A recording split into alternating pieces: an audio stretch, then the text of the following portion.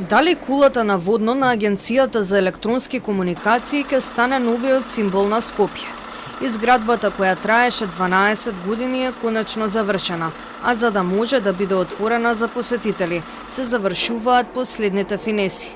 Телма одлучи да ја посети кулата одблиску да прикажеме што таа ќе представува: туристичка атракција, ресторански павилјон или ќе служи за својата основна намена – поставување на системи за покривање на Скопје и околината со сигнал за мобилна телефонија. Останува да се монтира резервоарот за нафта кој што треба да стои на позицијата каде што беше подножјето на кранот.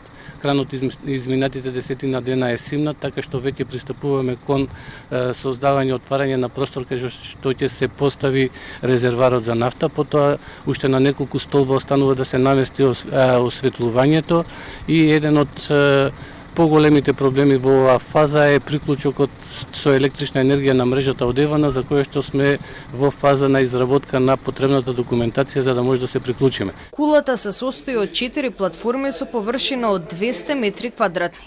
Првата е намената за опрема на војска и полиција, втората за мобилни оператори, а третата за македонската радиодифузија. Последната ќе биде намената за посетителите.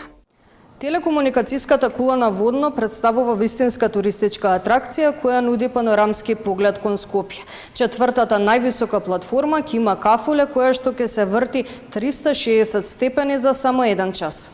На оваа платформа не е предвидено да се организираат свадби и прослави. Според проектот е предвидено на неа да има 14 маси на кои што ќе можат да седат по 4 луѓе, значи вкупно 56 посетители, и таа ќе се користи за угостителско-туристички потреби, кај што ќе може да биде послужено некој пијалок или евентуално некои ладни сендвичи, тука не е предвидено да се готви храна. Пристап со возило до кулата не е возможен. Патот од средноводно до врвот нема услови за сообраќај и станува збор за пешачка патека со рампа. Патот и тоа дали ќе биде пуштен од средноводно до тука, тоа не зависи од Агенцијата за електронски комуникации, тоа зависи од градот Скопје. Во моментот тој пат не е дозволен за користење и ние нема да бараме тој пат да биде пуштен. До кулата ќе може да се дојде со жичарата која што е во непосредна близина или со пешачење. Спортските рекреативци на водно ја споделија нивната загриженост, дека можеби ќе се наруши мирот на планинарите и нивното слободно движење, доколку се отвори патот и се дозволи до врвот на водно да се стигнува и со возила. Сепак засега нема такви планови.